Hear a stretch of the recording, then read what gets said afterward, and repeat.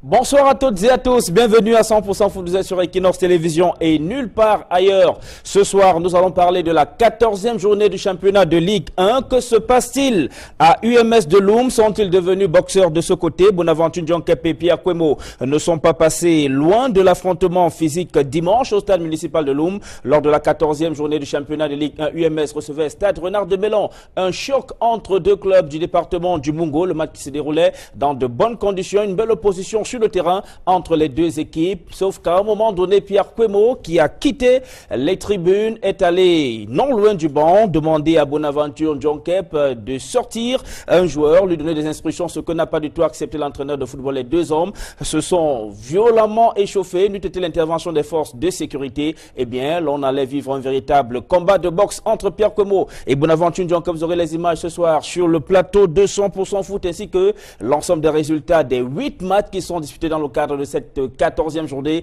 du championnat de Ligue 1 à Bakou en Azerbaïdjan. Les Lions de moins de 23 ans sont qualifiés pour les demi-finales tournoi de football des 4e Jeux de la solidarité islamique. Le Cameroun a battu l'Arabie Saoudite ce lundi 3-0. Le Cameroun jouera donc la demi-finale de cette compétition. Les nouvelles du côté du Gabon ne sont pas bonnes dans la tanière des Lions des moins de 17 ans. Ils ont été lourdement battus hier 0 contre 4 par le Ghana, et le Gabon, pays hôte, a été battu 1 contre 5 par la Guinée-Conakry. Voilà quelques déclinaisons du programme de 100% foot ce soir avec nos invités. Le premier est entraîneur de football, Laurent Diam, qui vient de partir du banc de touche de Bamboutos de Bouddha. Bonsoir coach. Bonsoir Hippolyte, bonsoir à tous les téléspectateurs d'Equinox. Ça me fait une joie de revenir à la maison. Merci d'être en plateau avec vous donc ce soir. Qu'est-ce qu'il convient de dire? Vous avez été débarqué, vous êtes parti librement de Bamboutos de Bouddha. Qu'est-ce que vous souhaitez dire? Ce que vous souhaitez dire, vous le dites. Non, je pense que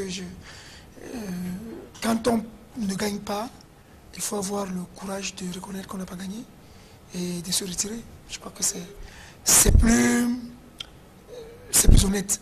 Mais il y a également que vous arrivez d'un club, vous venez d'un club qui a la particularité aux côtés de UMS de Loum de ne pas avoir de très bonnes relations avec ses entraîneurs. Vous avez vécu ça sur le banc de Bamboutos de Bouddha? Honnêtement, non. Non, je pense que vivre ça, je crois que pour cette année, déjà je veux dire, Bamboutos, j'ai trouvé sympathique, les supporters accueillants, joyeux. Non, je veux dire que le fait que je ne sois pas au banc en début n'a peut-être pas favorisé mon intégration à sa manière. Vous avez une intégration difficile? Mon intégration était un peu difficile, mais je pense aussi que, bon, il faut être honnête de reconnaître quand on ne gagne pas, on est obligé de subir les atrocités de la défaite, avec tout ce que cela comporte. Maintenant, je veux dire qu'il faut être honnête de reconnaître qu'il faut peut-être prendre un peu de temps pour permettre à l'entraîneur de mettre en place quelque chose, celui qui est là, et quand c'est pas ça, il faut avoir le courage de lui dire. Moi, je crois que c'est ça qui est passé, mais je pense, pour finir, que c'est une très très belle équipe. Et je suis sûr qu'elle fera de très très belles choses. Merci encore à vous, Laurent Diam, d'être en plateau avec nous ce soir. Je rappelle que vous êtes membre de l'ACEF, l'Association camerounaise entraîneurs et éducateurs de football. L'ACEF qui se lève aujourd'hui et qui prévoit une sortie dans les prochains jours pour condamner l'attitude des présidents de club à l'encontre de certains entraîneurs de football. Bonaventure Djonkep devait être sur le plateau de 100% foot ce soir, mais il n'a pas pu puisqu'il signe et persiste. Il reste entraîneur de UMS de Loum contre vents et marées. Pierre Kwemo, le président du club, quant à lui, signé persiste également de son côté. De Bonaventure Djonkep n'en veut plus, mais l'ancien coach de l'Union sportive de Douala a bel et bien dirigé la séance d'entraînement de ce jour. Mais le secrétaire général de UMS de Loum est en plateau avec nous ce soir. Joseph Tugnot, bonsoir. Bonsoir, mesdames et messieurs, chers téléspectateurs d'Equinox TV, bonsoir. Vous êtes plutôt serein? On est serein, comme d'habitude. Avec votre entraîneur Bonaventure Djonkep et votre ex-entraîneur, puisque dimanche, à la fin du match, UMS Stade Renard de Mélan, vous avez répondu à la presse en qualité de secrétaire général de UMS de Loum. Vous portiez la voix du président Pierre Kwemo indiquant que Bonaventure Djonkep est limogé. Tout à fait, comme vous venez de le dire, Bonaventure Djonkep ne fait plus partie de l'équipe dirigeante, de l'équipe technique de l'UMS de Loum depuis hier soir. Pourtant, elle a dirigé la séance d'entraînement de ce lundi. Bon, c'est avec le forcing, mais nous ne le voulons plus. On a fait cette déclaration, on a eu cet entretien, on l'a fait savoir qu'il n'était plus entraîneur de l'UMS de Loum. Est-ce que les dirigeants de UMS de Loum sont des bad boys finalement? Tout le monde s'en plaint, en tout cas pas mal d'entraîneurs s'en plaignent. La saison dernière, avant la fin de la phase aller, 5 entraîneurs avaient déjà été démis de leurs fonctions. Non, vous avez une mauvaise information. C'est une exagération. Nous n'avons eu que 2 entraîneurs l'année dernière, Barafoy et le doyen Eke. Vous n'arrivez même pas à vous souvenir de son nom. Tellement ils sont nombreux qu'ils sont suicidés sur la bande de tous de UMS de Nous connaissons des clubs l'année dernière où ils ont eu au moins 13 entraîneurs, on n'en parle pas. Nous n'avons eu que 2. C'est tout à fait normal. Quand les dirigeants de l'UMS de Loum sont-ils des bad boys? Non. Nous sommes des gens vraiment très sociaux et très enthousiastes et très accueillants. S'il y a eu une intercation hier, c'est parce que vraiment, je ne peux pas vous mentir, c'est parce qu'il y a le conjoint qui a été très impulsif jusqu'à un certain niveau. On ne peut pas manquer du respect à un employeur qui vous engage et que vous percevez chaque mois au moins 800 000 francs. Pourtant, ce n'est pas lui qui est allé chercher le président dans les tribunes, c'est le président qui est parti de son siège dans les tribunes pour venir le chercher sur le banc. Non. C'est toute une histoire. Si vous me permettez, je peux vous raconter. On aura l'occasion de suivre quelques bouts de cette histoire avec vous sur le plateau ce soir. Mais rassurez-vous, nous avons des éléments qui pourront bien évidemment confronter vos affirmations ce soir sur le plateau de 100%. Il faut le temps pour nous de rentrer le plein pied dans le cadre de cette 14e journée Championnat Ligue 1 avec le top match. C'était à Douala au stade de la Réunification. L'Union sportive de Douala recevait Bamboutos de Bouda. 7,5 millions de recettes pour plus de 5000 spectateurs dans les tribunes du stade de la Réunification. À la clé, Nassara Kamakai s'impose 2-1 le résumé de la rencontre.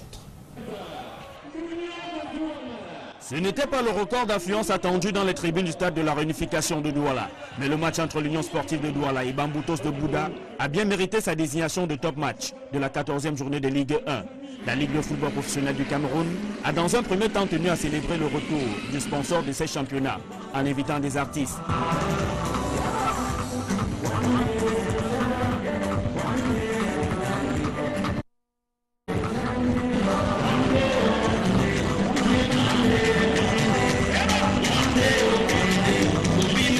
Avant le coup d'envoi, les joueurs de l'Union sportive de Douala et ceux de Bamboutos de Bouda laissaient déjà percevoir leur concentration pendant la séance d'échauffement.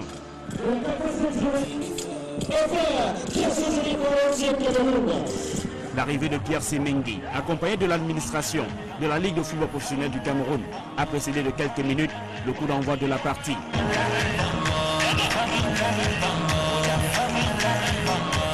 L'Union sportive de Douala, dès l'entame, joue dans un pressing haut et marque la solidité de son milieu de terrain. Bamboutos de Bouda recule à la 14e minute sur une belle phase de jeu. Camille Kouyirimina ouvre le score pour les Nassara Kamakai.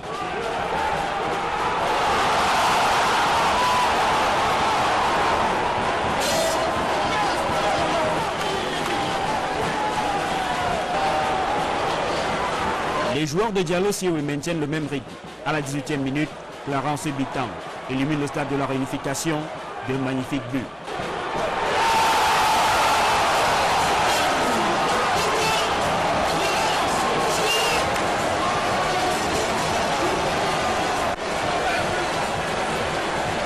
L'Union sportive de Douala est bien sur sa pelouse et tient à maintenir les joueurs de Bamboutos de Bouda loin de sa surface de réparation. Mais les verts et blancs relâchent leur pressing et à la 31e minute, Samuel Kekambous réduit le score pour Bamboutos de Bouda.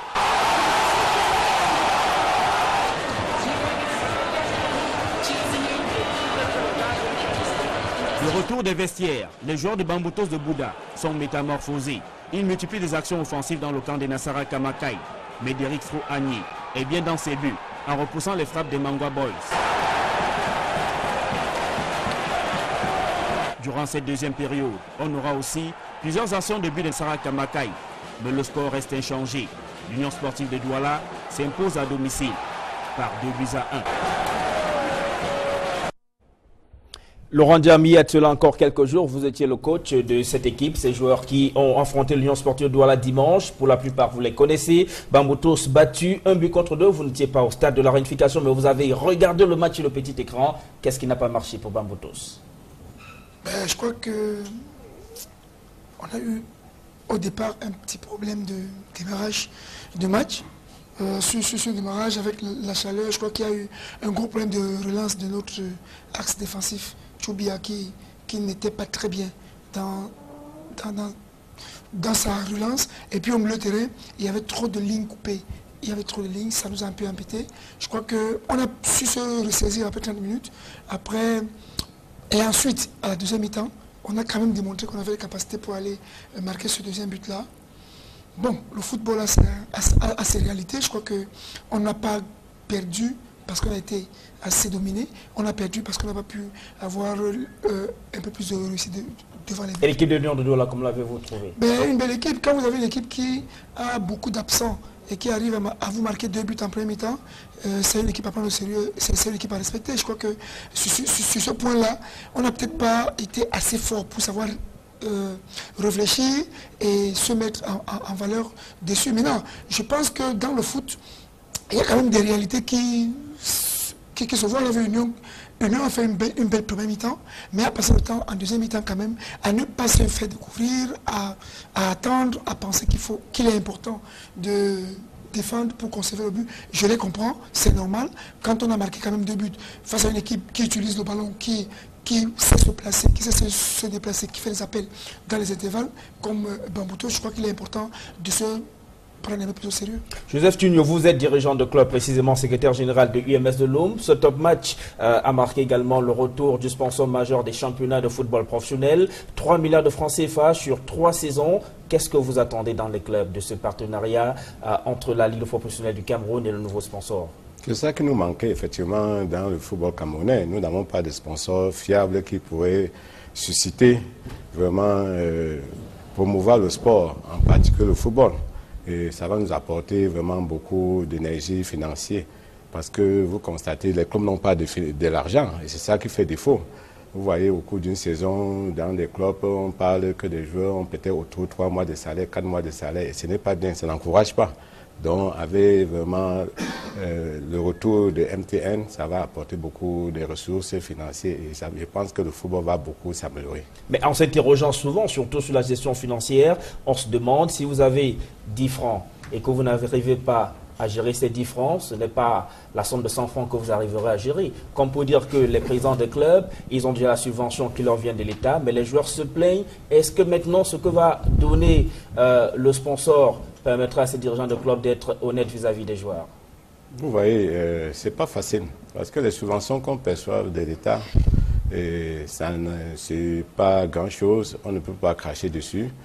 Quand je prends un exemple pour un voyage au nord, quand on revient, c'est au moins 3 millions de francs, 4 millions. Ça dépend de quand vous êtes parti.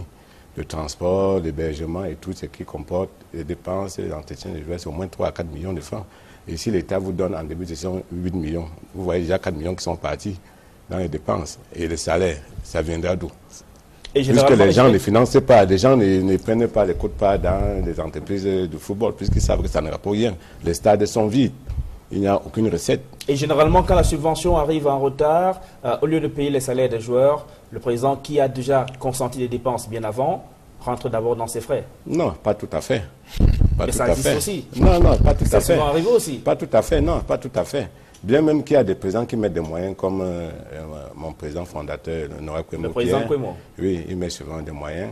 Et c'est pour ça que nous n'avons pas de difficultés, parce qu'il ne lésine pas sur les moyens. C'est ça qui fait notre force. Parce que lui, il s'est fixé un objectif d'encadrer les jeunes. Et si vous avez vraiment, peut-être, vous regardez depuis 7 ans que nous existons, nous n'avons vendu aucun joueur, ça veut dire que ce sont ses propres moyens. Il faut avoir le courage pour le mettre. Ounadan, non, il était peut-être en fin de contrat, il est parti. Mais nous n'attendons que peut-être la solidarité. Ils sont nombreux qui sont partis à la fin de la saison dernière qui a consacré UMS de Loum, champion du Cameroun. Maintenant dans le bord des réactions, d'abord côté Bamboutos de Bouddha, les perdants face à l'Union sportive de Douala regrettent véritablement ces occasions manquées. Ils sont au micro de Emos Fongo et Raoul Tabofoué. Actually, it was a very decisive game today, this afternoon. And we prepare very hard during the season. And actually what we prepare, and thank God that we are able to give the same thing that we prepared during the practice section today in the game. First of a very big team, opponent in Union Sportive de Douala. Actually, yes, that was my main objective today. Actually to score and to give the victory to Bamboutos Club. Unfortunately, today was not our good day. So actually, I hope that in our next match, we prepare very hard because this is the third that we are having. Oui, très déçu, vous savez. c'est le sport, c'est le football et je crois que la victoire a choisi son camp aujourd'hui. Je peux le dire, le meilleur n'a pas gagné parce que nous avons dominé territorialement tout ce match, mais malheureusement on n'a pas trouvé le chemin de but. Était-ce dû à la précipitation ou parce qu'on était mené, on avait l'envie à tout prix de revenir au score. Et il faut le dire, on est déçus, mais je crois que dans l'ensemble, les enfants, il faut les encourager, ils ont joué, ils ont produit du jeu, ils ont été à la hauteur, ils n'ont pas démérité. Vous avez compris tout de suite, après les 2 remplacements, vous n'avez pas compris, il n'y a plus de... on a retrouvé notre jeu, il n'y a plus d'occasion de but du camp adverse. Donc, c'était là les 2 pièces qui nous causaient des problèmes. On a vu juste et on a fait une correction. Oui, simplement, il n'y a pas eu un respect de conseil au niveau du déplacement à la finition du ballon, la chute du ballon. Je crois qu'on va corriger ça davantage pour être beaucoup plus réaliste.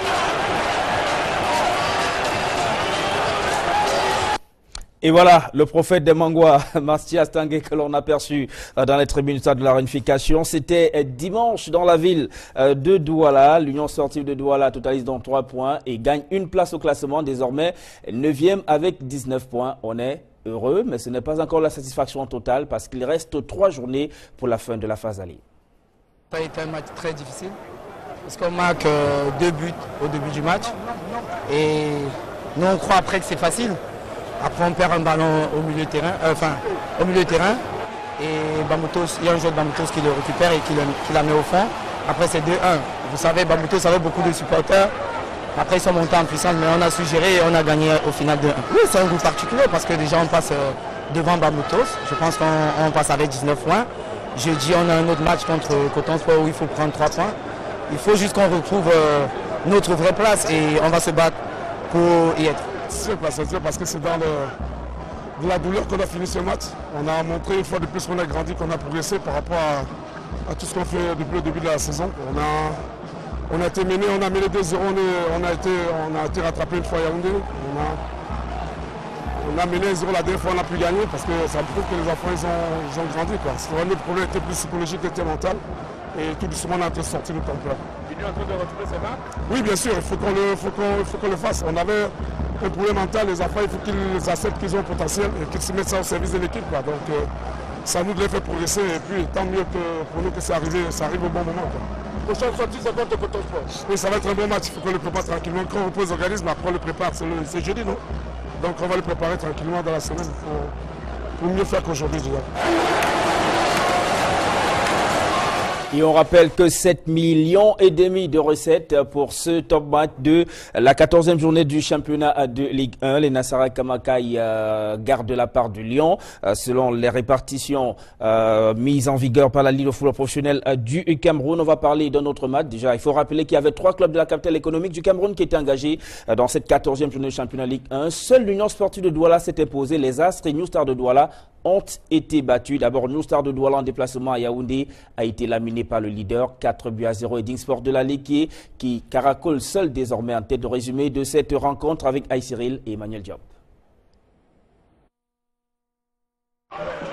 3 buts de Edingsport de la Ligue par Fabrice Raymond Fosso sur penalty à la 11e.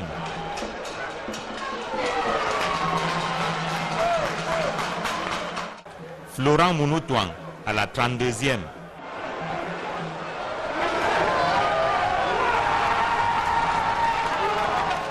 Florent Mounoutoang encore, qui reprend un ballon relâché par le gardien de but de New Star à la 37e.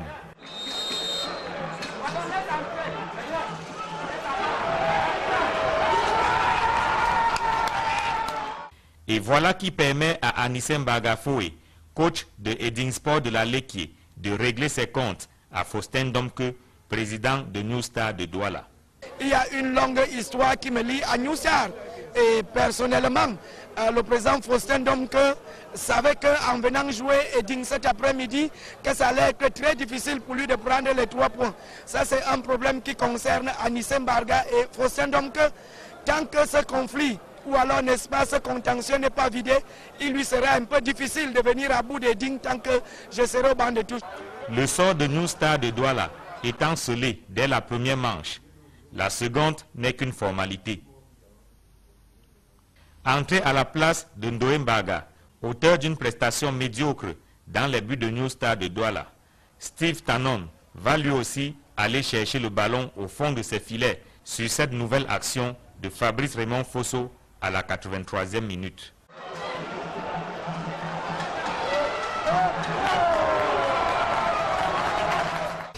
C'est pas facile vraiment pour nous, avec tout ce qu'on fait en semaine, et on va prendre 4-2-0. Moi je veux dire c'est les erreurs individuelles et ça nous a coûté cher. On a eu du mal à entrer dans le match par rapport à... On ne s'est pas bien échauffé d'abord de 1 parce qu'il n'y avait pas un terrain plus approprié par rapport aux échauffements.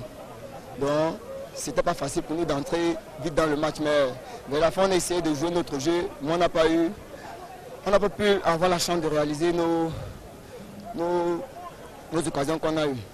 4-0 en faveur des Dingsport de la Léquié. C'est le score au coup de sifflet final. Les nouvelles étoiles de Douala n'ont pas brillé à Yaoundé. Et voilà, on a vu cette sortie d'Anissé Mbargafoué. Il faut dire que vous ne les loupez pas, hein, les présidents de club, lorsque vous avez l'occasion, vous entraîneur de football, Laurent Diam. Non, on fait pas un procès avec les présidents de club. Ils mettent beaucoup du leur dans la gérance de l'équipe, sauf que je pense que... Donc ils sont parfaits? J'ai jamais dit ça. Ils vous traitent bien? J'ai jamais dit ça aussi. Vous n'avez pas de problème avec eux? Oh, ben, où est-ce que vous voulez en venir? Nulle part, je pose simplement des questions. Et je réponds simplement pour dire que je venais de le dire, qu'en plus du fait qu'on ne sera jamais d'accord ou content à 100% avec eux, on pense quand même il faut quand même respecter le fait qu'ils sont présidents, ils gèrent l'équipe au quotidien, ils mettent ce qu'ils ont à mettre maintenant. Et donc ils peuvent tout faire, parce qu'ils mettent tout ce qu'ils ont à mettre. C'est pas ce que j'ai dit. Sauf que moi je pense que dans la communication on doit avoir la méthode, la manière pour savoir dire maintenant. Il a été excessif, votre collègue Anissé, vous pensez? Non, je ne rentre pas dans ce genre de truc. Je pense que logiquement, il sait ce qu'il a. Ce qu'il a dans le ventre. Il sait ce qu'il a dans le ventre. Avec pour ou contre le président New Star, mais non, il n'a pas besoin d'exposer ça. Sauf qu'on ne va quand même pas empêcher à chaque être de dire ce qu'il pense à un moment donné. Moi, j'estime, tout logiquement, que peut-être à sa manière de communiquer, il n'a pas besoin parce que Eding est plus fort depuis un temps, Eding est en tête, et il sait qu'ils peuvent battre un club parce qu'ils sont mieux préparés, mieux organisés, et ainsi de suite. Donc, il reste dans cette posture. Tout en les félicitant, moi je pense qu'il faut qu'ils prennent encore un peu plus de possibilités de savoir dire et vous avez, la plupart de vos armes, vos premières armes, c'est dans la ville de Douala que vous avez eu à les porter. Tout le monde se souvient de vos belles prestations avec Botafogo de Douala il y a 3 saisons maintenant. New Star de Douala est un club de la capitale économique du Cameroun. New Star, depuis son arrivée en première division, c'est un club qui tutoie les plus grands. Que pensez-vous de cette équipe cette saison? Avant-dernier au classement, après 14 journées de championnat, seulement 10 points. Surtout que c'est une très belle équipe dans le jeu. Quand vous avez une équipe qui aime le terrain de Ako, de Balogo, de ce genre de joueurs, quand même, se doit d'être titulaire à tous les clubs de Ligue 1. Maintenant, moi je pense que il y a des saisons comme ça, où rien n'avance, où rien ne marche. Et donc le problème ailleurs que sur la qualité des joueurs? Je ne pense pas que le problème soit sur la qualité des joueurs. Il est ailleurs. Moi, je ne pense pas que le problème soit sur la qualité des joueurs. Il est ailleurs alors? Peut-être. Tel que je vois l'équipe, nous avons fait un match contre New Star où, sur le plan du jeu, on n'avait rien à les reprocher. Le jeu était assez consistant. Au niveau de la qualité, ça se présentait. Maintenant, il y avait deux équipes qui présentaient une qualité de jeu assez accessible au public et au foot, et Bamboutos l'avait remporté.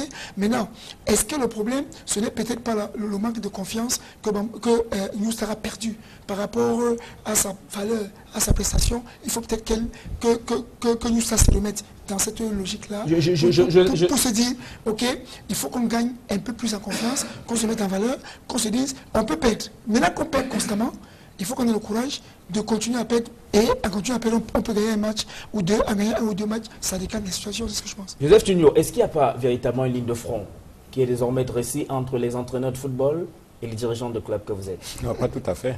Pas tout à fait. Il y a des entraîneurs qui font 2 ans dans les équipes, qui font les 3 ans dans les équipes. Ça dépend du résultat que l'entraîneur peut apporter à une équipe. Pourtant, et des objectifs qu'on s'est fixés. La saison dernière, il y a eu comme un mot d'ordre de boycott de la destination UMS de l'Homme. Qui vous a dit ça? C'est un marché de travail. Les entraîneurs sont nombreux. Si nous avons besoin de 10 entraîneurs... Si Pierre dit non, Paul dira oui. Aujourd'hui, si Pierre dit non, Paul dira oui. Et aujourd'hui, nous avons même 5 sur place. Non, mais et c'est ça qui vous rend fébrile au niveau des entraîneurs de football mondial. C'est tout logique de penser qu'un autre entraîneur va partir, ce n'est pas un plombier qui viendra ou un vendeur de plantains, ce serait un entraîneur quand même. Sauf que dans ce qui est logique, il faut quand même qu'on reconnaisse que l'entraîneur a une responsabilité importante dans un club. Quand on vient en plateau dit John Kep ne peut pas être l'entraîneur, n'est plus l'entraîneur depuis, alors qu'il a fait la séance, c'est quelque part quelque chose qui ne tient pas. Non, le problème se pose, le problème c'est quoi? C'est que il faut qu'on donne cette possibilité aux entraîneurs de savoir que ici ils ont fauté, on le reconnaît. On reconnaît leur faute ici, mais là-bas, ils n'ont pas fauté et que ça se mette en valeur. Moi, ce que je dis, c'est que si vous dites parce qu'il y a 5 qui toquent à la porte, c'est pour dire que non, les autres ne valent rien. Est-ce que l'ingérence des présidents des clubs dans le travail des entraîneurs est une réalité dans le championnat de football professionnel du Cameroun? Oui. C'est une réalité? Oui, peut-être que c'est une réalité camerounaise en général. Il faut peut-être avoir le courage de le dire. Pas seulement dans le cadre du foot. J'ai l'impression que dans le cadre général au Cameroun, l'ingérence de la hiérarchie pose un problème énorme. Moi, je ne vais pas dire... Non, excusez-moi, s'il vous plaît. Moi, je vais vous le dire à haute voix. Moi, j'ai peut-être une chance d'avoir été extrêmement courageux. Ou non, une chance d'avoir toujours eu la possibilité de ne pas être ingéré. Ou de dire non. Je ne vais pas utiliser ce mot. Je dis de ne pas être ingéré. Pour dire que, moi je prends un exemple, je sors de Bamboutos où le président ne m'a jamais dit à l'Intel. Il faut être honnête, il faut avoir l'honnêteté intellectuelle de le reconnaître. Pourtant, le président vous reconvertit en directeur technique alors que vous êtes entraîneur dans votre contrat. Non, j'ai jamais été, on ne m'a jamais reconduit directeur technique. Voilà, il faut restituer les choses dans le contexte. On m'a reconduit coordinateur technique, c'est pour ça que j'estimais que pour moi c'est un poste qui n'est pas existant. Il n'y a pas un grand fossé entre les deux. Le mot ingérence, c'est une réalité dans le championnat. Je vais revenir sur la position du coach. Vous lui dites que quand vous venez à un recrutement, quand un président vous appelle à un recrutement, et il vous passe peut-être un dialogue, vous fixez les objectifs qu'on doit atteindre en fin de saison. Et ces objectifs, ça doit passer par la discipline. Et le suivi. On ne peut pas laisser un club à un entraîneur de gérer tout seul. Il faut un suivi. C'est ça qui fait la réussite de l'UMS. Vous avez vu l'UMS depuis la création est parti et a fait des merveilles. Il a apporté un trophée de la Coupe du Cameroun dans le Mongo, un championnat. C'est parce qu'il y a le suivi. Ce n'est pas une ingérence, c'est le suivi. On ne peut pas investir de l'argent et ne pas suivre. Le suivi, c'est quoi? Le suivi, c'est que le président connaître au quotidien. Connaître au quotidien ce qui se passe dans le club. Connaître le comportement des joueurs. Aller sur le banc? Non, pas aller sur le banc. Le président ne reste pas sur le banc. Le président n'est pas allé sur le banc. D'accord, et ensuite, on revient. Sauf qu'on dit une chose qui est ensuite, écoutez, ensuite, quand il y a suivi, il y a le succès. Quand il y a le suivi, il y a le succès. Et le suivi, ce n'est que le dialogue. Apporter son point de vue. Ce n'est pas imposer. D'accord, on en reparlera tout à l'heure lorsqu'on va revenir sur le match de dimanche à Loum. Le temps pour nous de parler de ce match entre APGS Dunfou et l'Aigle Royal de la Ménois. Ces images, toujours au stade militaire 2 et Yaoundé. APGS Dunfou qui s'est imposé 2-1 sur l'Aigle Royal de la Ménois. Le club vainqueur de la Coupe du Cameroun 2016 recommence à gagner. Là aussi, il y a eu des choses qui n'ont pas marché ces dernières semaines. Il y a un certain nombre de joueurs qui ont été mis à la porte. Mais là, voilà, le groupe s'est solidifié à nouveau. Il s'est imposé 2-1 sur l'Aigle Royal de la Ménois dimanche au stade militaire de Yaoundé. À présent, au niveau des réactions, la réaction côté APGS Dunfou après donc cette belle victoire devant l'Aigle Royal de la Ménois. Nous avons encore des matchs difficiles à venir, à savoir Coton, Bamboutos, New Star. Ce match est terminé et nous allons tout donner pour pouvoir engranger les points, le maximum de points pour cette phase aller. Qu'est-ce qui a fait la force de votre équipe cet après-midi? Très certainement, c'était l'état d'esprit. Vous savez, on a marqué en premier, on s'est fait rejoindre, mais on a tout donné pour gagner ce match. On a pu marquer le deuxième but. Ok, merci. Ça grogne du côté de la Ménois, précisément dans la ville de Thiang. L'Aigle qui est très mal depuis quelques journées dans ce championnat. Et Joseph Ndoko, le jeune entraîneur qui lui veut rester serein, même si après cette autre défaite commence à se poser des questions. Il a d'ailleurs fait un post sur sa page Facebook dans lequel il s'interroge, mais il en appelle à la force et à la volonté du ciel pour l'encourager et l'accompagner jusqu'à la fin de cette saison. Je propose les réactions au micro d'Emmanuel Diop et Aïe Cyril. C'est vrai, nous sommes pas bien en ce moment. On a fait 5 matchs, 5 matchs nuls. Actuellement, aujourd'hui, on a fait une défaite. On pense qu'on va continuer à travailler pour pouvoir retrouver les victoires. Et voilà, on va marquer une courte pause et juste derrière, on se retrouve pour parler du match de Loum entre UMS et Stade Renard de Mélon. À tout de suite. Jean suit le ballon, passe à la vite, lui présente métal. Jean qui la prochaine L'arbitre remet le ballon, un jeu passe pour Guidon qui trace un peu,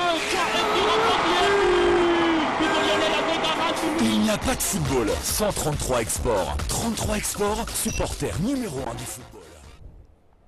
Depuis dimanche, beaucoup se posent la question de savoir si à UMS sont devenus boxeurs et non plus footballeurs. La question est pertinente puisque dimanche, Bonaventure Djonkep et Pierre Kwemo, l'un le coach et l'autre le président du club, ont failli en venir aux mains. Une violente dispute à la clé, bien évidemment. On annonce le limogeage de Bonaventure Djonkep, lequel signe et persiste. Il a poursuivi son bail sur le banc de tout l'UMS de Loum. Ce lundi, il a d'ailleurs dirigé l'unique séance d'entraînement. Mais d'abord, revenons sur ce qui s'est déroulé dimanche au stade municipal de Loum.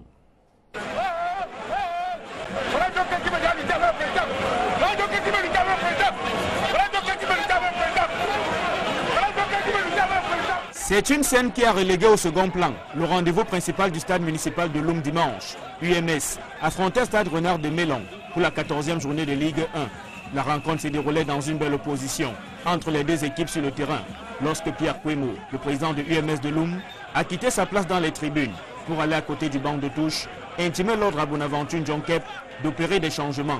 Une attitude que l'entraîneur n'a pas acceptée, opposant ainsi une fin de non-recevoir à Pierre Kwemo qui s'est mis dans tous ses états.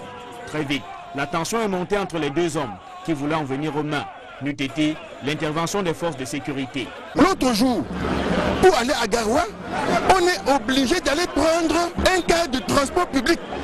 Une équipe de football qui va prendre le car de transport public pour aller à Garoua. On a fait 33 heures de route pour arriver à Garoua. Et on prend 4 buts. On prend 4 buts, au lieu qu'ils se répandent, au lieu qu'ils comprennent qu'il y a quelque chose qui ne va pas, ils continuent à faire ces bêtises. Je dis non. Je dis non. Je suis sous contrat ici avec UMS, je vais aller au bout de mon contrat. Et s'il ne faut pas que j'aille au bout de mon contrat, on va en découdre. Il ne faut pas que les présidents pensent qu'ils sont tout puissants. Il n'est pas Dieu le Père. Il n'est qu'un président de club, il fait un entraîneur qui est sous contrat. Je veux faire mon travail en toute quiétude. C'est tout ce que moi je demande. Pour Bonaventure Djonkep, le président de UMS de Loum multiplie les gestes antiprofessionnels. Le football professionnel est organisé. Il y a un président qui s'occupe de l'administration et de l'ensemble de l'équipe. Et il y a un technicien qui s'occupe de la technique. Je dis que je ne démissionnerai pas. Je ne démissionnerai pas. Je suis là, je vais travailler jusqu'au bout de mon contrat. Je vais pas démissionner. Si le chef, il veut qu'il me paye, c'est tout. Le secrétaire général de UMS de Loum, relayant la décision de Pierre Kwemo, affirme que Bonaventure Djonkep est limogé. On ne fait plus partie de l'équipe. Nous allons saisir la Ligue. Le président en a décidé ainsi. C'est le contrat, on peut résilier le contrat à tout moment. Ça s'est dit même, d'accord parti, on peut résilier un contrat. Il y a eu une intercation entre le président et lui, parce que non seulement il est aussi très impulsif, M. Djonkep, il n'écoute pas des conseils. C'est ça qui a créé des problèmes entre lui et le président. La saison dernière, avant la fin de la phase allée de Ligue 1, 5 entraîneurs avaient déjà été limogés du banc de touche de UMS de Loum. Et voilà, l'administration de UMS de Loum annonce le limogeage de Bonaventure Djonkep. Pourtant, dans ces images que nous allons vous proposer, vous allez bel et bien voir que c'est l'entraîneur Bonaventure Djonkep qui a dirigé la séance d'entraînement de ce lundi, le club UMS de Loum, en pleine concertation d'ailleurs avec ses joueurs. Et il a dit dans le résumé, l'élément que nous avons proposé précédemment, qu'il est l'entraîneur de UMS jusqu'à la fin de la saison. Si on veut le chasser, c'est l'expression qu'il a utilisée, il doit être payé. Mais si ce n'est pas le cas, il va rester sur ce banc de touche et quoi qu'il advienne, il va aller jusqu'à la fin de son bail. Je me retourne une nouvelle fois vers vous, Joseph Tugnot. Je rappelle que vous êtes le secrétaire général de UMS de Loum. Comment réagissez-vous à tout ce que Bonaventure Ndjonke vient de dire? Oui, vous voyez sa façon de parler. Il est très impulsif. Les choses qu'on peut parler tout doucement, il se met à bavarder, à dire des choses qui n'existent pas. Quand on est allé au nord dans un cas de transport, oui, c'est bien vrai. 33 heures 33 heures de route, vous voyez la distance. Qui va jouer Oui, oui, ça se fait. Y avait-il pas lieu de prendre d'autres dispositions? Mais il y a bien d'autres moyens. Les moyens de quoi? De train ou par avion? Dites-moi. Il y a l'avion. On a eu à voyager par avion, même l'année dernière, vous pouvez vous renseigner. On est allé jouer le championnat par avion, on est allé jouer la Coupe du Cameroun contre Coton par avion. UMS allait la saison dernière à Coton par avion, par avion. à Garoua par avion. Oui, cette année, on a pris des dispositions qu'on devait voyager par train. On est allé pour les trains et on nous a dit qu'il n'y avait pas de lits-wagons. Et on a été obligé de voyager par car. Qu'est-ce que vous voulez? Il y a trois voies pour atteindre le nord. On a emprunté une voie. Mais nous voulons comprendre. Oui. Qu'est-ce que Pierre Kouemo, le président de UMS de l'Homme, est venu chercher sur le banc? Non.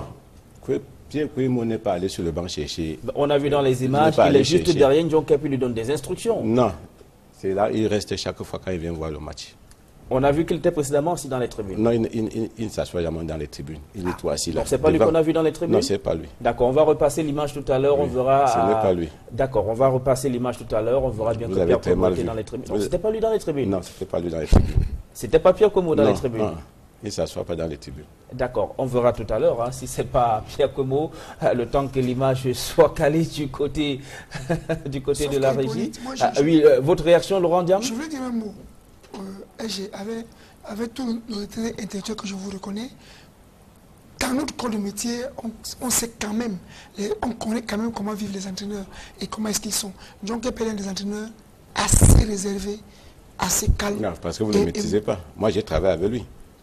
Même lui-même, il a eu à m'agresser sur des faits qui n'existent pas. Non, je ne mets pas en doute. Donc, Ndjonke fait un entraîneur agresseur. Très agressif. Ça me surprendrait. Très agressif. C'est parce que vous ne me connaissez pas. Je suis un homme très réservé. Ndjonke lui-même, c'est parce que le président ne le connaît pas. Mais lui, je vous dis, je voulais vous raconter l'histoire. Je vous dis, parce que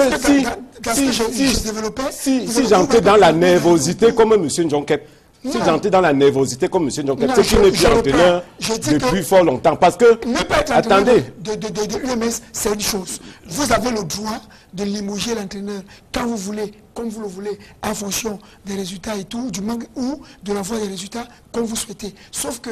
Comment ça, quand ils veulent et comme ils le veulent? On est dans un pays de droit. Parce que, étant dans un pays de droit, j'ai l'impression qu'on respecte trop le droit. Moi, j'ai suivi, j'ai dit, moi, Ndjonke n'a pas dit sous contrat. Ok? Moi, j'ai suivi, j'ai dit tout à l'heure que oui, ils sont sous contrat, on peut le limoger. Quand au lieu... On peut résilier un contrat, ça se dit même. Donc vous avez dit d'accord parti. Oui. D'accord. Si maintenant l'autre n'est pas d'accord parti, alors... il y a les instances. Alors vous posez aux instances. Oui, j'ai l'impression que c'est ce qui se présente. Là, il semble que Ndjonke n'est pas d'accord. Donc vous ne pouvez pas l'avoir limogé. Posez le problème aux instances, on voit ce que ça donne. Ça, c'est de deux. Moi, je pense tout simplement que vous ne vous enseignez à rien, connaissant votre travail, il est plus simple de savoir que si l'entraîneur a fauté, alors vous le limogez.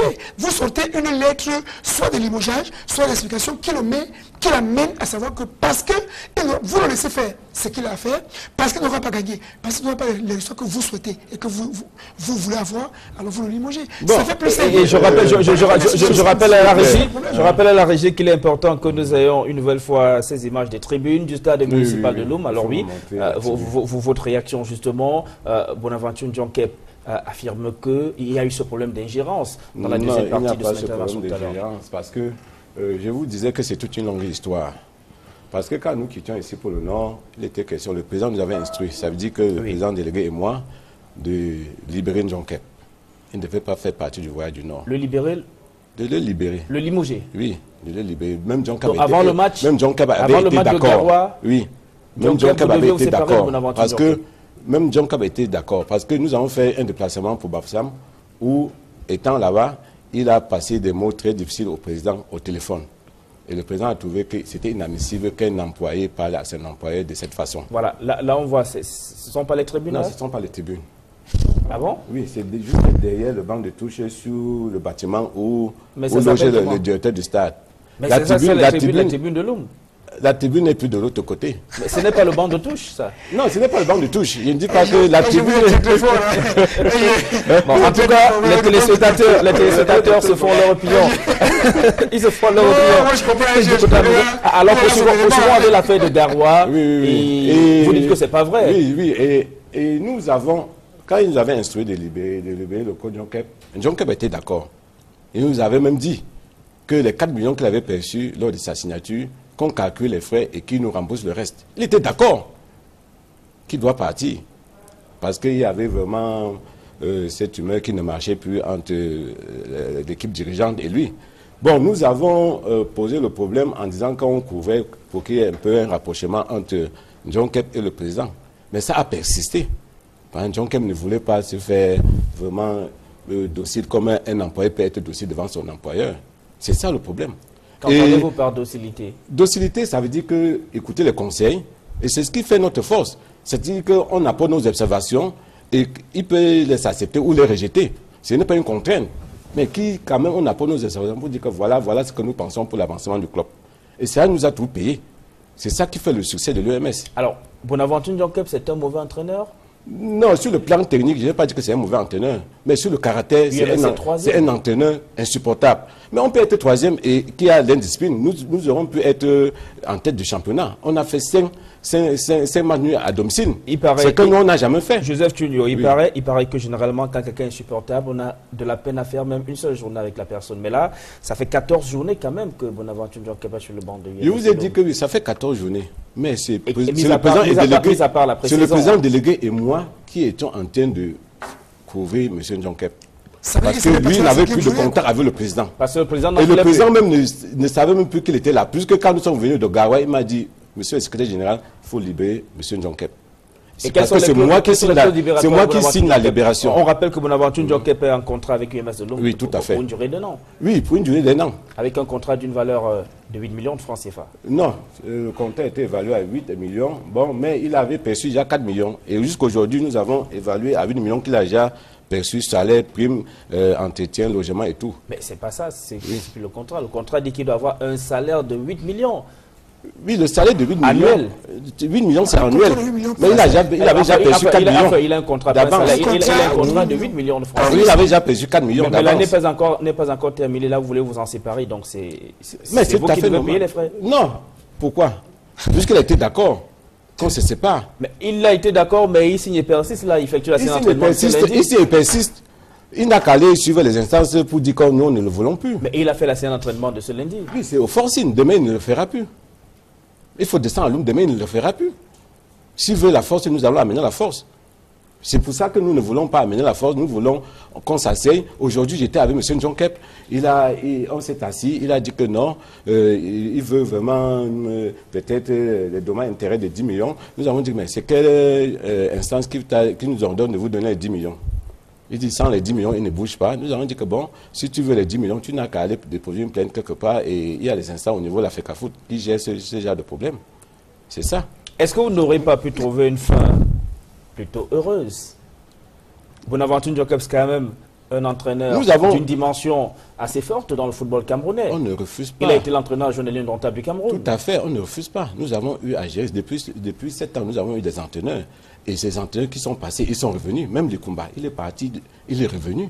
Parce que nous entretenons des bonnes relations. Donc, il est parti de la bonne façon. Et il revient. Mais avec ce caractère, est-ce qu'il peut encore revenir? Quel caractère? Ce caractère qui nous pose là aujourd'hui en disant qu'il va forcer à être là. Non, on peut s'asseoir et s'entendre. Et je suis d'accord. C'est ça. Notre football. Et tout est parti depuis le Congo. Je vous le dis, parce que c'est une histoire. Je vous ai dit que c'est une histoire en Ligue des Champions. Nous avons recruté John Kep parce qu'on voulait aller loin en Ligue des Champions. On est allé jouer à Dolézy. Et étant là-bas, il est allé plutôt chercher un emploi et non aller encadrer l'UMS. Et quand nous sommes revenus, il y a une grève, une semblance de grève qui s'est installée au sein du club. il devient pyromane et il devient sapeur-pompier. En préparant justement cette émission, nous avons joué un petit mon aventure Jean-Cap au téléphone et le côté au courant de ce que vous affirmez là. C'est ce qu'on vous lui attribuez du côté du UMS de Loum et lui il affirme que ce n'est pas du tout vrai. Il s'est engagé avec UMS de Loum parce qu'en tant qu'entraîneur de football d'abord, c'est un challenge lui-même d'aller loin en Ligue des Champions. Donc il n'était pas question pour lui d'aller chercher un emploi au Congo parce que pour avoir un emploi on ne quitte pas du Cameroun pour un match aller chercher un emploi au Congo. Mais ça peut se passer. C'est ce que répond le coach. Ça peut se passer. Ça peut se passer. Puisque nous, on a eu à mener des enquêtes, on a constaté qu'ils ont eu des entretiens là-bas. Ce n'était pas seulement lui, c'est tout le staff de l'UMS. Ils ont eu des entretiens là-bas. Mais pour lui, il était plus avancé. On revient au Cameroun. Est-ce qu'un entraîneur qui est approché par un club, il y a quelque chose de mauvais en cela, ça ne veut pas dire que c'est lui qui va chercher l'emploi? Non, bon, de ce côté, peut-être vous avez raison, mais quand un entraîneur va pour une compétition comme celle-là, il y a des objectifs qu'on se fixe, aller loin. Il peut d'abord écarter le côté emploi et regarder ce que son club peut fournir pour atteindre les objectifs qu'on s'est fixés au départ quand on le recrutait. Nous n'avons pas recruté Njonke parce que c'était pour le championnat camerounais. Alors, Laurent Diam, je me retourne vers vous. Vous n'êtes certes pas le porte-parole de l'ACF, l'association camerounaise entraîneurs éducateurs de football ce soir, mais vous êtes membre de cette association, secrétaire général de la Ligue régionale. Non, secrétaire général ACF Littoral. ACF Littoral, voilà, secrétaire général de l'ACF du Littoral, dont vous êtes le patron d'administration de l'ACF dans la région du Littoral. Est-ce que l'ACF n'est pas un peu fébrile? Oui, forcément, on est un peu fébrile parce que nous ne sommes peut-être pas encore une grosse force de revendication, sauf que nous sommes en train de nous mobiliser pour mettre en valeur un certain nombre de choses. Je dois rappeler ici que la CEF n'est pas un organe de décision sur le travail des entraîneurs.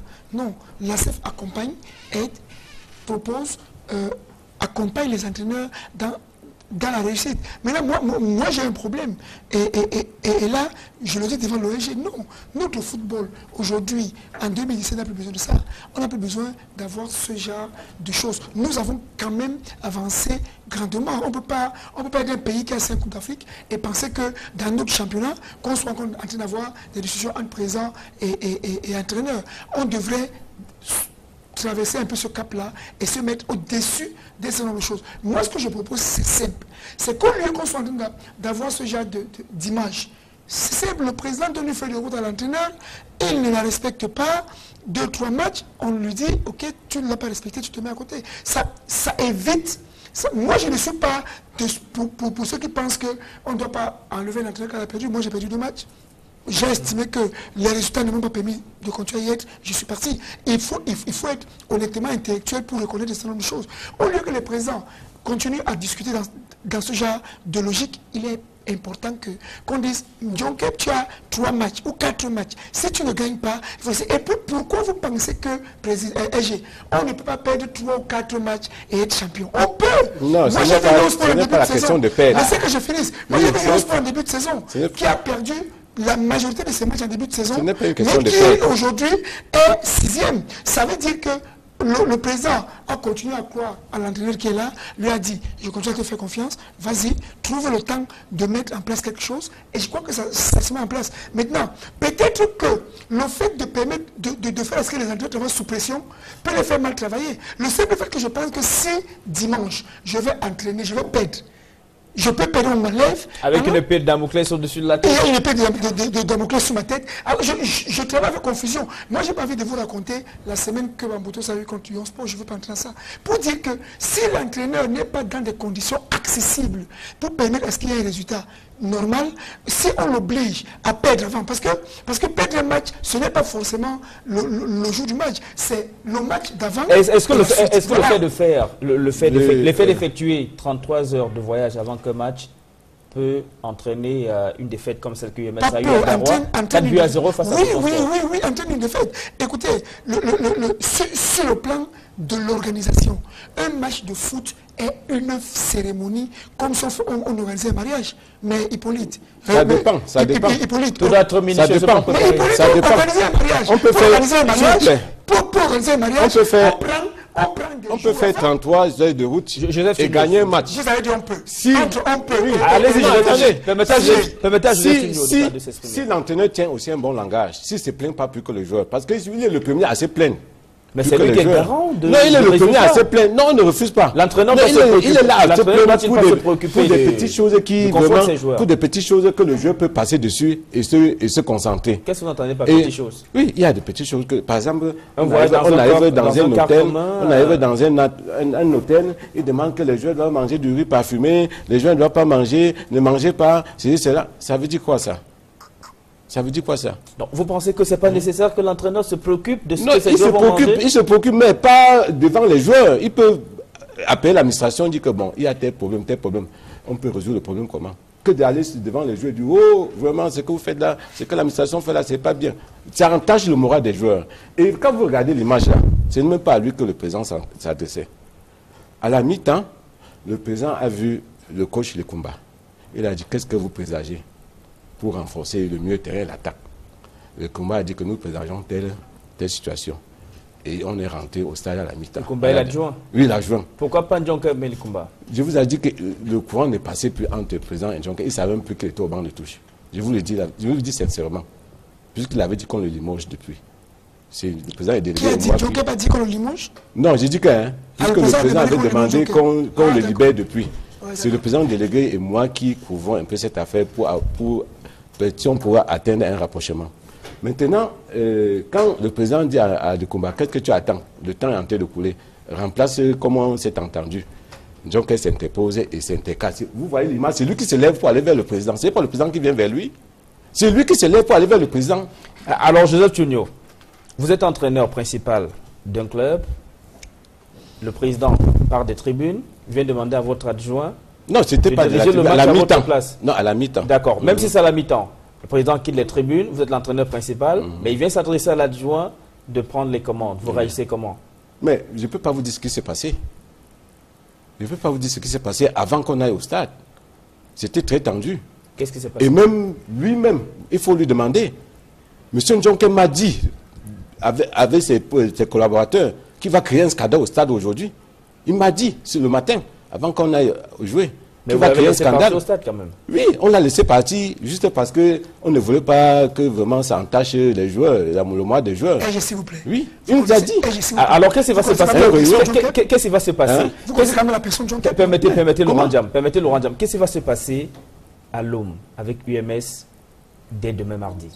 Non. UMS va compter puisque ce lundi, Bonaventure Ndjonke peut effectuer un entraînement. Oui, nous avons dit aux joueurs et on a laissé les instructions au coach Lekumba d'assurer l'intérim en attendant qu'on trouve un entraîneur principal. Lekumba demain va prendre les joueurs comme il le fait d'habitude parce qu'il y a des moments que Ndjonke n'est pas là. Il vient séjourner à Douala 3 jours, 4 jours, il revient que peut-être en début de semaine, après la fin de semaine, jeudi, vendredi pour gérer le match. C'est Lekumba qui gère également les entraînements. Il va prendre demain les entraînements comme d'habitude. Et s'il y a une force que Ndjonke va apporter, nous allons aussi riposter par la force. Et comment est-ce que vous allez gérer le camp Ndjonke? Puisqu'il faut payer ses droits. Non, les droits c'est lesquels? On devait s'asseoir sur une table et discuter et calculer ce qu'il doit nous reverser. Puisqu'il a déjà perçu beaucoup d'argent. C'est lui qui doit payer. C'est lui qui doit nous reverser. C'est lui qui doit nous reverser de l'argent. Combien? On devait calculer ce matin. Il était d'accord hier soir. Quand je l'ai rencontré hier soir, il était d'accord. Vous estimez qu'il doit payer combien à UMS de l'homme? Aujourd'hui, avec tous les calculs, c'est 1 million et poussière. 1 million 200, 1 million 300, 400 000 comme ça. Qui représente quoi? Qui représente, disons que les 4 millions que nous avons versés au début et l'argent qu'il attend de nous, il a fait 6 mois. Ça veut dire qu'il devait, dans les 2 millions qui restent, on devait réduire son salaire. Les 4 millions, c'était pour la phase aller? Non, non, non. Ce n'était pas pour la phase aller. C'était pour 1 an. 4 millions, c'était pour 1 an. Phase aller, phase retour? Oui. 8 millions? 8 millions. 4 millions phase aller, 4 millions phase retour? Les 8 millions, c'était y compris son salaire qu'il devait percevoir entre temps. Vous me suivez? Donc 400 000 francs par mois. Hein? Vous me suivez très bien. 400 000 francs par mois. Vous vous adressez aux téléspectateurs? Oui, hein, 400 000 francs. 400 000 francs par mois. Sur 10 mois, ça fait 4 millions. Vous comprenez? Il avait eu une avance de 4 millions qui représentait disons que son installation. Ça va faire 8 millions en fin de saison. Bon, qu'est-ce que vous retenez de positif du séjour de Bonaventure Ndjonke sur le banc de positif? Bon, chacun a un côté positif. Hein. Même si on a un côté animal à 90%, il y a quand même 10% de positif. Ce n'est pas un mauvais entraîneur, mais il a un caractère très impulsif. Je vous dis que moi-même, il m'a menacé maintes fois. Et pour rien, après il constate qu'il a fait pour rien. Ah, pour rien? Pour rien, justement. Oui, vous pouvez vous rapprocher à côté de ses collègues. Il le fait présentement à côté de ses collègues. Il le fait présentement à côté de ses collègues. Après, il constate qu'il a fait pour rien. C'est vrai. Je gère ce club depuis 7 ans. C'est moi qui est le premier secrétaire de ce club. C'est moi qui ai amené ce club à l'eau. Ça veut dire que j'ai eu à travailler avec des entraîneurs. Et ces entraîneurs qui sont passés, nous sommes des grands amis. Que ce soit les Tonniers, les Faux, ils m'appellent, on se voit, on boit les biens ensemble, on est content de se retrouver. Oui. Et vous pouvez vous renseigner auprès d'eux.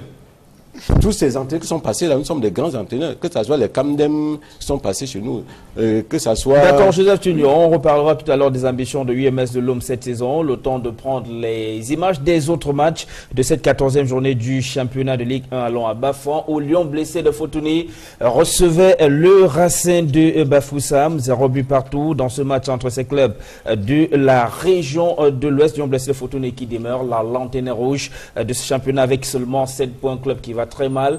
On se souvient que Christian Bassogo, qui est le meilleur joueur de la CAN 2017, a évolué à UMS de l'Oum sous l'ère Freddy Kwakula. À Lyon blessé de Fotouni. À Lyon blessé de Fotouni, je veux dire. Lyon blessé de Fotouni, justement, alors que le club est en Ligue 2.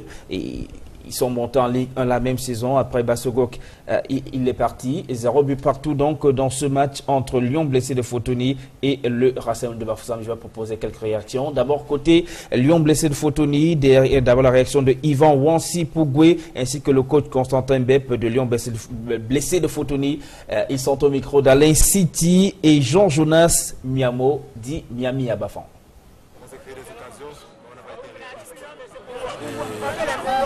Je pense que les consignes ont été respectées. Et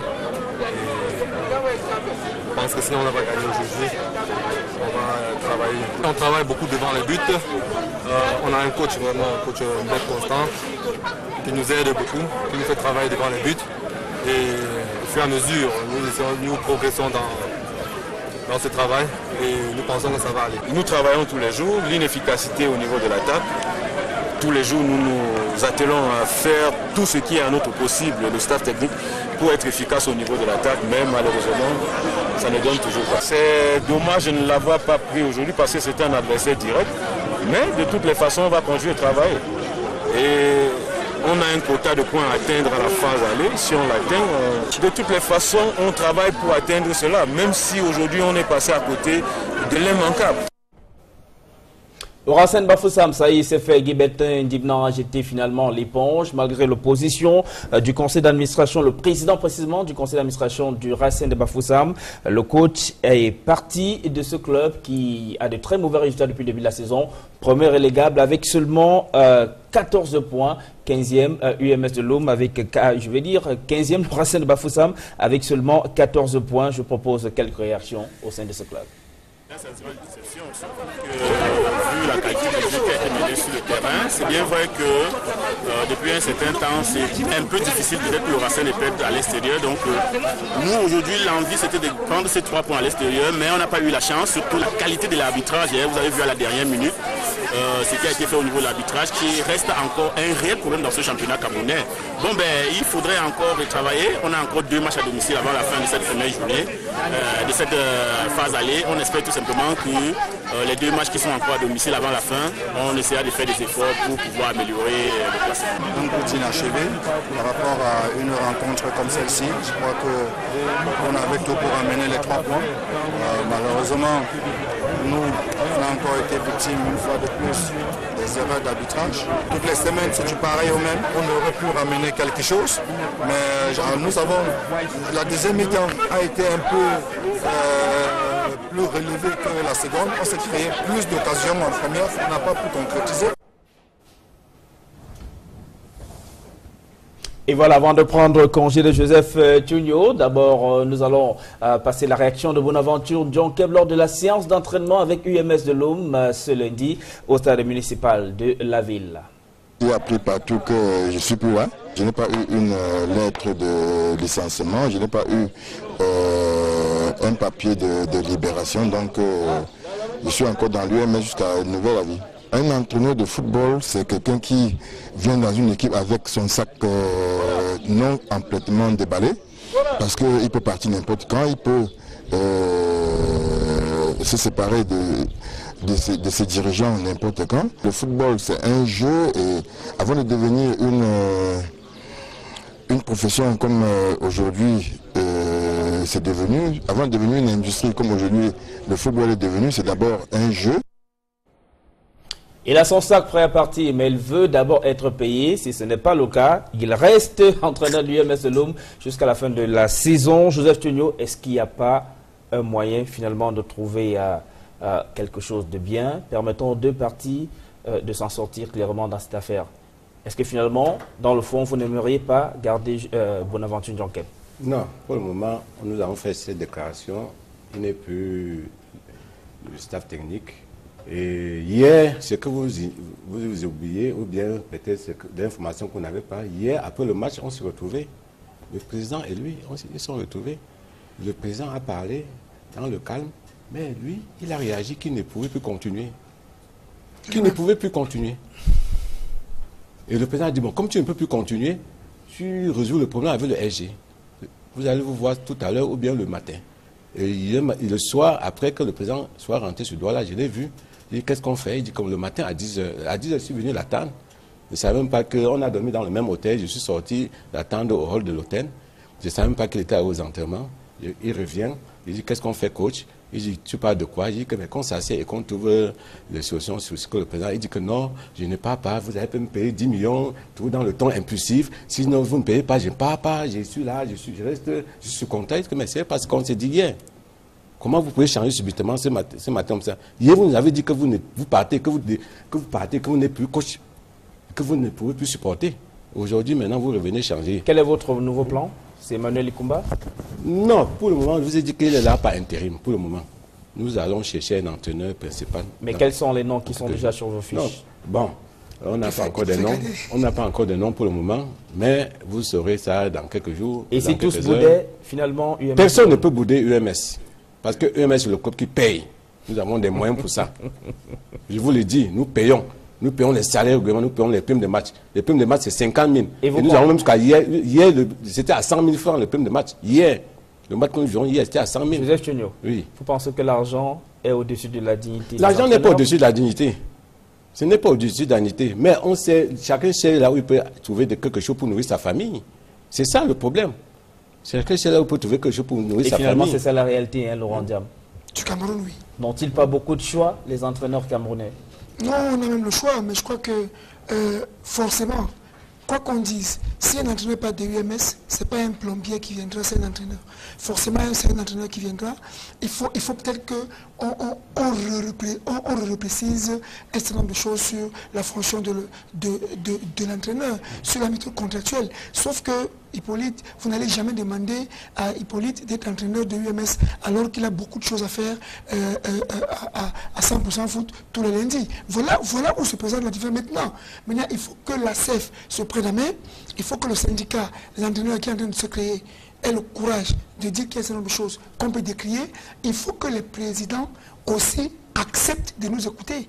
Il faut que les présidents acceptent d'écouter le dialogue qu'on veut présenter, qui nous donne la possibilité de rater, de nous limoger, de mettre des gens... Ça se passe partout. Même en Europe, quand l'entraîneur n'a pas de résultat, il est limogé. Sauf qu'il n'est pas chosifié. Une question s'impose. Une question s'impose dans votre milieu. Pourquoi n'avez-vous pas d'argent? Parce que le football camerounais n'a pas d'argent. C'est ce qu'on estime. Les entraîneurs au Cameroun n'ont pas d'argent. Les joueurs ont les agents, mais les entraîneurs n'ont pas les agents. Ah, les agents d'entraîneurs. Non, les entraîneurs... On a un grand problème. C'est que notre profession est un peu différente. Les joueurs ne sont pas à la fois cadres de DPS, à la fois non cadres de DPS. Les joueurs sont joueurs de foot. Dans la profession d'entraîneur, il y a beaucoup de ramifications. Il y a les non cadres de DPS, il y a les hauts cadres de DPS. Si je commence à rentrer dans un nombre de logiques ici, ça va prendre beaucoup de difficultés. Les agents maintenant, il faut que les entraîneurs aient le courage d'avoir les agents. Il faut qu'ils aient le courage. Pas agent, conseil par exemple. Quand vous voulez faire signer un entraîneur et vous dites, moi j'ai vu Ngoya par exemple faire au Congo, c'est pas lui qui a négocié son contrat, c'est son conseil, ce sont les gens qui ont discuté avec le président de Sadabanenge. Ils ont discuté. Il paraît qu'il y en a parmi vous qui disent, président, je commence, on verra après. Mais vous n'allez pas empêcher à celui, vous n'allez pas empêcher à celui qui pense qu'il peut travailler de cette façon-là, de travailler. Aussi accepter ceux qui ont le courage de dire, ok, si on ne me paye pas, je ne pars pas. D'accord. Comme on peut aussi dire, ok, pour que je vienne, il faut que mon conseil accepte. D'accord, merci Laurent Diam. On a posé la question de savoir si moi j'ai un conseil. On va prendre également ce match, retrouver M. Jean-Paul Chouniat et Dallas Bartel-Tiana à Bafoussam, où ils ont assisté au match entre Futur Football Club de Bandjoun et les Astres Football Club de Douala dimanche au stade omnisport de Bafoussam. Victoire de Futur de Bandjoun, 1-0. En déplacement à Bafoussam à cette 14e journée de Ligue 1, les Brésiliens de Bepanda n'ont pu échapper aux flammes de leur baptême de feu au stade omnisport de Kwekon. Les poulains du coach Charlemagne Bongo sont tombés 0 but contre 1 face à Futur de Bandjoun. Une belle occasion manquée pour enchaîner 2 victoires d'affilée. On a eu la possibilité en premier mi-temps d'aller à 2-0 ou à 3-0, mais nous n'avons pas pu concrétiser les occasions de la première mi-temps. Maintenant, Futur marque son but et ils ont réussi à gérer leur avantage. Le malheur des Astres survient à la 61e minute. But du providentiel joker Franklin Gueya Tchobemou, rentré en cours de jeu 8 minutes plus tôt.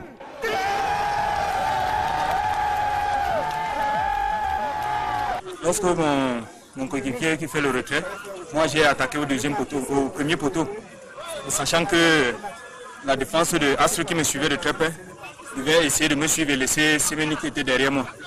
Et je crois que c'est ce qui s'est passé. Semeni et instinctivement a pu remettre le ballon au bon endroit et j'étais là au bon moment. Menés au score, ils n'ont pu arracher le point du nul malgré les 4 minutes de temps additionnel, concédant ainsi leur 4e défaite à l'extérieur. Moi je pense qu'il nous a manqué un peu de baraka.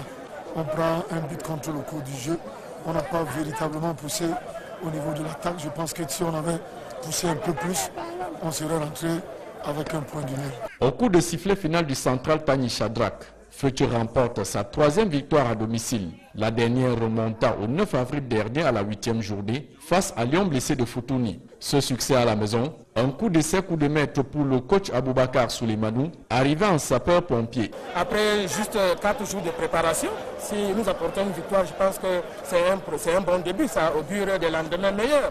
Donc les collègues ont fait, je viens ajouter ma part et je pense que nous sommes sur le bon chemin. À l'extérieur, la dernière victoire des Astres remonte au 9 avril face à Unisport du Honkam à la 3e journée. À 16 points, Astres cède son fauteuil de 11e à la défense la plus poreuse de Ligue 1, soit 2 places de gagner au tableau pour Futur FC qui reçoit à la prochaine journée le Canon de Yaoundé, désormais premier relégable à 14 points.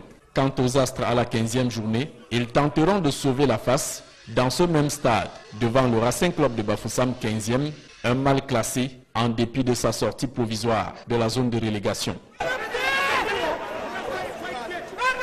Les autres résultats, puisque nous avons proposé la plupart des matchs en images, les 2 autres que nous n'avons pas encore proposé. Regardez plutôt ce tableau. Vous allez voir que Young Sport Academy de Bamenda et le Dragon de Yaoundé ont fait jeu égal, 1 but partout, et que le Canon de Yaoundé a été battu 0 but contre 1 par Colombe du Sud. Il y a un match qui doit boucler cette 14e journée de Ligue 1, sera le 26 mai prochain entre Coton Sport de Garoua et Unisport du Honkam. Parlant justement des cotonculteurs, ils reviennent du Maroc où ils ont été battus vendredi lors de la première journée de la phase de poule de la Ligue des Champions par le Wydad de Casablanca sur le score de 2 buts à 0. Coton Sport se prépare à recevoir prochainement à la Ligue du Caire, un match qui s'annonce plutôt difficile pour les cotonculteurs. Maintenant, revenons au championnat pour le classement à l'issue de la 14e journée, en tout cas les non officiels, puisqu'il y a encore un match qui doit boucler cette 14e journée, mais digne de la Ligue qui est déjà sûr à l'issue de cette 14e journée de rester leader avec 29 points cette fois, écart parfait avec Stade Renard de Mélan qui en a 25, UMS de Loum est 3e avec 24 points, 4e APGS de Fou, 23 points, 5e le Dragon de Yaoundé, 20 points. Dans le milieu du tableau, on retrouve Bamboutos de Bouddha avec 18 points 10e. Feutud Bandoun 11e 17 points. Dans le bas du tableau, le Racine Bafoussam premier relégable avec 14 points, donc 16e, 17e. New Star de Douala 10 points et la Lanterne Rouge. Lyon blessé de Fotoni seulement 7 points depuis le début de la saison.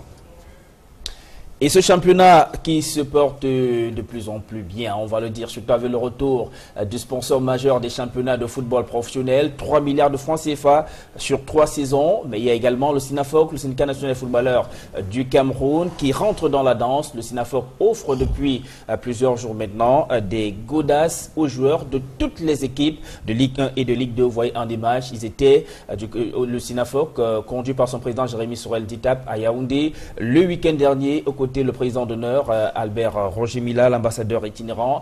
Des chaussures, des godasses, chaussures de football ont été remis donc à plusieurs joueurs du côté de la ville de Yaoundé.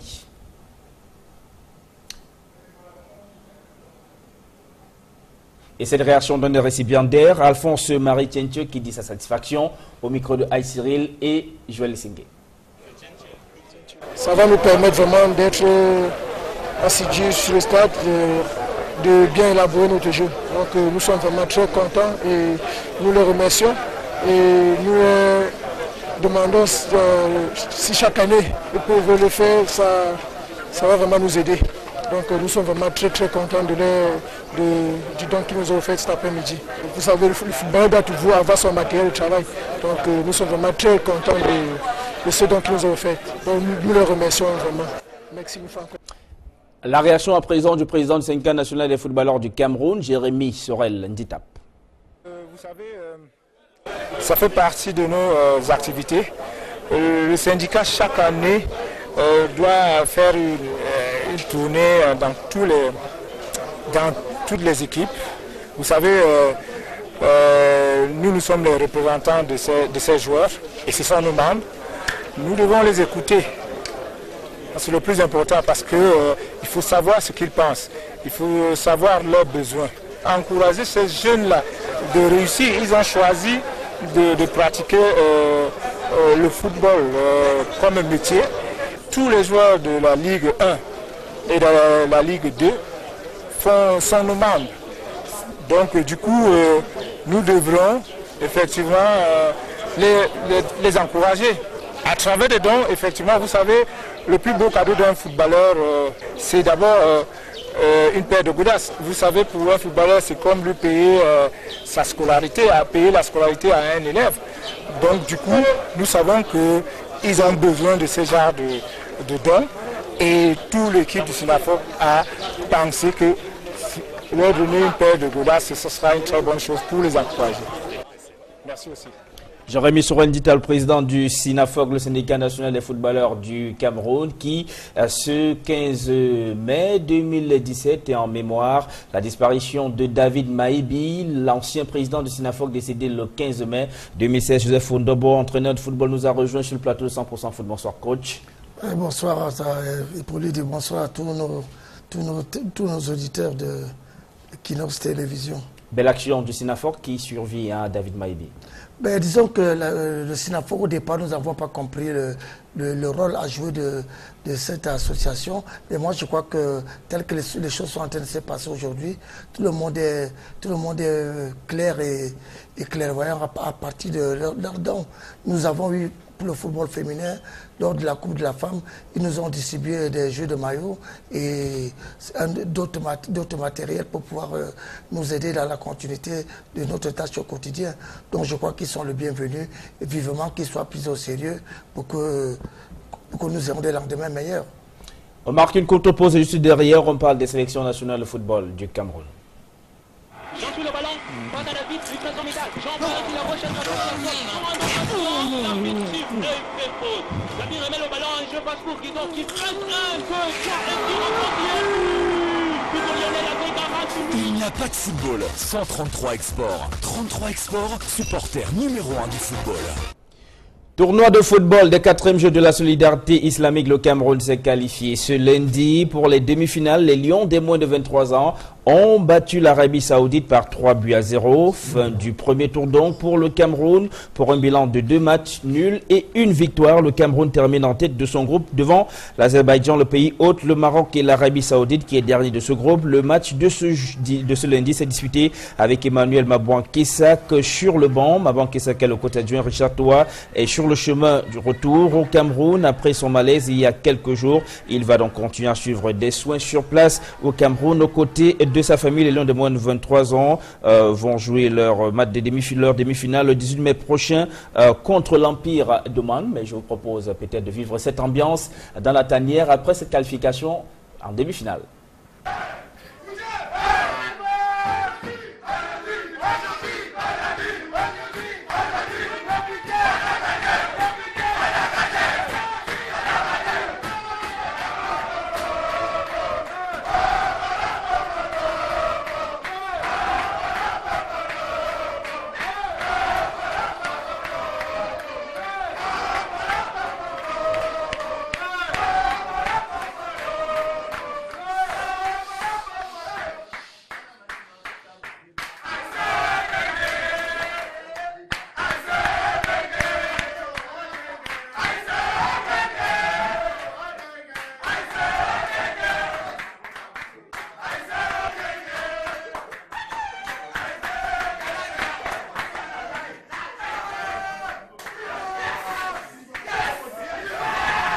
Et ça fait du bien la victoire pour ce tournoi de football qui avait difficilement commencé pour les Lions des moins de 23 ans avec la chute de leur entraîneur lors de la deuxième journée face au Maroc, Richard Toa, qui a été frappé par un malaise conduit à l'hôpital. Heureusement, le coach va bien, mais il doit encore être en observation. Il laisse le chemin retour. Il revient au Cameroun pour se soigner aux côtés de sa famille.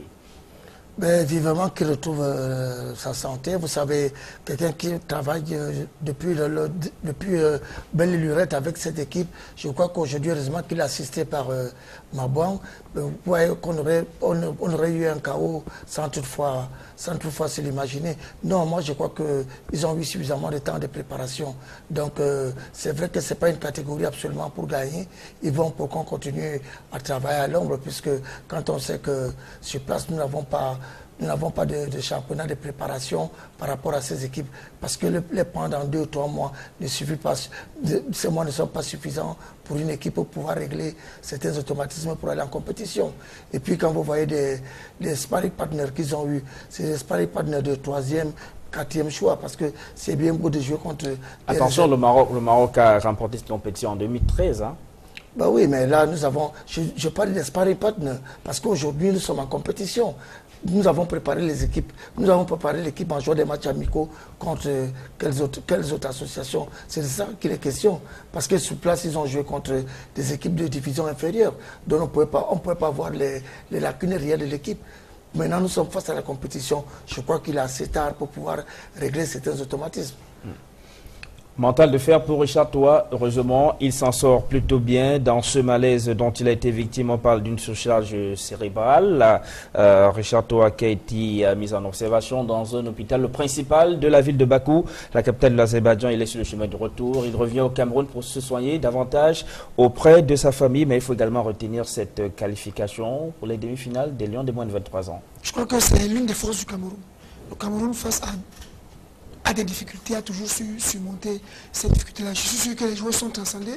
Pour lui d'abord aussi. Hein. D'abord pour lui, pensant qu'il est important de mettre en valeur dans ce qu'on a de plus précieux. On ne peut pas avoir un combattant comme lui qui va jusqu'à Bakou, qui a une attaque comme celle-là et que les joueurs le laissent dans cette détresse-là. Non, moi je crois que beaucoup de... prendre rétablissement à lui. Mais je dois rappeler une chose. Il faut qu'on ait le courage de reconnaître des choses au Cameroun. On refuse de le reconnaître. Nos sélections, c'est vrai que le cadre vient de prendre peut-être une douche froide, mais nos sélections, depuis un temps, se mettent quand même sur la voie de la réussite. Si on permet à ce que nos sélections travaillent dans les conditions accessibles de travail comme le font les autres, comme l'ont fait le Ghana chez les cadets, on aura moins de problèmes. Moi, je pense que la qualification des U23 aux demi-finales démontre quand même qu'il y a du bon cru ici. Qui a du potentiel, il faut mettre ça ensemble, il faut avoir le courage de permettre à ce qu'on avance un peu plus. Et j'ai dit progressivement à toi parce que je crois qu'on va gagner cette coupe, qu'on va gagner cette compétition beaucoup plus à son honneur et beaucoup plus à la valeur des joueurs qu'on a.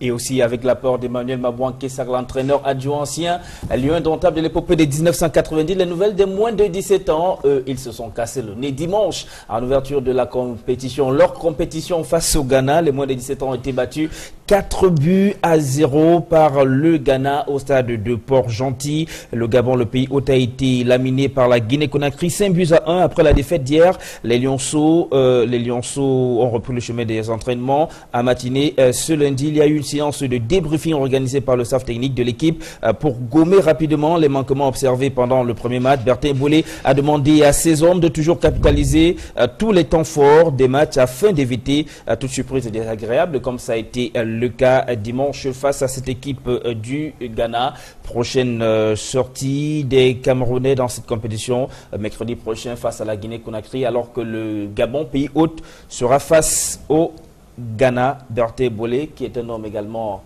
qui a l'habitude des compétitions de haut niveau. Il a été à la Coupe du Monde, il a joué les Coupes d'Afrique et aujourd'hui il conduit ses joueurs de moins de 17 ans à la Coupe d'Afrique de leur catégorie au Gabon. Malheureusement, ça a mal démarré. 4-0, c'est lourd. Est-ce que pour des joueurs aussi jeunes, vous êtes entraîneur de football, ça peut avoir un gros impact sur la suite de la compétition, sur le moral? Bah oui, surtout que à cette moyenne d'âge, les joueurs sont assez fragiles. Mais moi, je crois qu'au Cameroun, il faudrait qu'on apprenne à gérer certaines choses. Parce que dans les équipes, sur une catégorie comme les cadets, on a beaucoup plus à persister pour le développement et que les joueurs sachent déjà qu'ils soient habitués à la compétition pour que vivement qu'ils puissent passer le palier et continuer pour pouvoir retrouver l'équipe junior ou l'équipe senior. Parce que si on va vouloir gagner en minime, en cadet, bon, c'est bien beau, nul ne peut cracher devant une victoire, mais il faudrait aussi qu'on apprenne à travailler à la base pour que les gars puissent progresser. Parce que là, il s'agit plutôt de la progression des joueurs de groupe pour pouvoir passer ce palier. Moi, je crois que quant à la victoire, bon, le début d'une compétition, même avec les seniors, n'a jamais été facile pour les équipes camerounaises. Vivement, je crois qu'aujourd'hui ou demain, ils vont pouvoir retrouver le chemin de la victoire. Y a-t-il encore des choses à faire pour les Camerounais dans cette CAN des moins de 17 ans? Oui, 4-0, c'est lourd tout de même. Hein, très lourd, sauf que 4-0, c'est un score de foot. C'est vrai que c'est très lourd. C'est aussi vrai qu'en remettant en place toutes les possibilités sur le plan psychologique, je crois que c'est le plus important. On va se remettre. Le Cameroun a ça de fort. C'est qu'au niveau de l'état d'esprit, on est capable de se transcender à tout moment, de partir de rien à se mettre en valeur, de partir de rien à se mettre en valeur.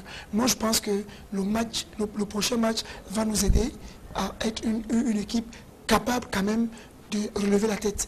C'est vrai que c'est comme un apprentissage pour nous qui n'avons pas de championnat jeune du tout, contrairement au Ghana où ils sortent de championnats de 63. Justement, parce que les gens s'interrogent, ils ont eu, les joueurs de Bertin Bollé, de longs mois de préparation, mais à côté il n'y a pas de championnat. Est-ce que cette absence de championnat peut être un impact dans cette CAN pour eux? Peut être un impact. Sylvestre, la préparation et le championnat, c'est deux choses différentes. Il ne faut pas se leurrer. C'est pour ça qu'en Europe, ils ont une longueur d'avance. Je dis au Ghana, l'équipe nationale cadette s'est affiliée au championnat. Du Ghana, a joué 64 matchs de championnat du Ghana avant de venir affronter le Cameroun qui a fait, c'est vrai, 9 mois et 2 semaines de stage, mais en jouant contre Moussango, en jouant contre Real Foot, en jouant contre le Nigeria et la Tanzanie qui sont qualifiés pour cette CAN aussi. En 2 matchs, en jouant Nigeria et Tanzanie, en 2 matchs seulement, Niger, Tanzanie, ça fait 3 matchs, alors que les Ghanéens ont juste Niger, Tanzanie, 2 matchs. Qu'est-ce que vous expliquez, Niger-Tanzanie? Ils ont joué 2 matchs à Niamey, 2 matchs à Niamey, 2 matchs au Cameroun, 3 matchs au Cameroun. Je veux vous le concéder. C'est suffisant, 3 matchs ou 4 matchs et demi qu'on fait par rapport à l'équipe qui fait 64 ou 65 matchs. Il faut qu'on ait un championnat véritable des jeunes qui permettent à ce qu'on puisse évaluer nos jeunes, qu'on aille vraiment à une bataille. C'est aussi ça. Le fort du Camerounais, c'est parce qu'on a un état d'esprit assez élevé. Moi, je pense que ce n'est pas pour défendre forcément l'encadrement technique. On serait pas de 4 buts quand même. On a vu les erreurs faites, mais maintenant, il faut qu'on travaille pour se qualifier. Moi, je pense qu'on peut encore gagner le prochain match et se mettre en valeur. Et nous allons sortir par ces images, celles d'anciens internationaux. Ils ont fait les beaux jours des Lions indomptables du Cameroun et d'autres sélections et même des grands clubs camerounais. Ce match qui a opposé Joseph Kamga et Jeune Ekeke et bien d'autres anciennes gloires, anciens Lions indomptables au stade de Sikam dernier contre une sélection de footballeurs de la région de l'Ouest. Le match s'est disputé sur le terrain du stade de Sikam. Les vétérans qui sont plutôt bien amusés devant le patron de la région du littoral, le gouverneur Samuel Dieudonné Iva Diboa. On a eu du plaisir à regarder une nouvelle fois Jeune Ekeke jouer. C'est très beau.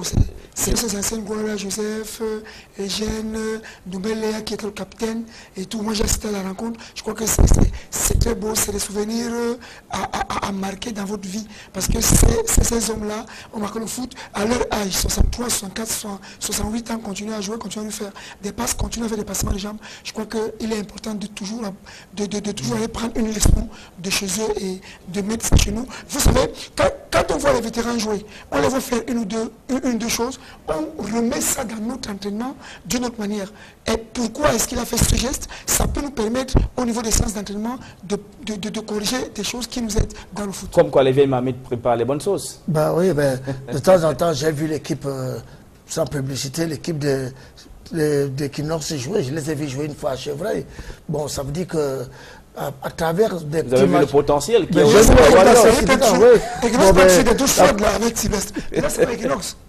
c'est pour dire. Laurent Diam n'est pas sérieux. C'est pour dire qu'à travers ces différents matchs, comme a dit Laurent tout à l'heure, on puise certaines petites choses. Vous voyez qu'en première division, il y a des joueurs qui manquent même de coordination.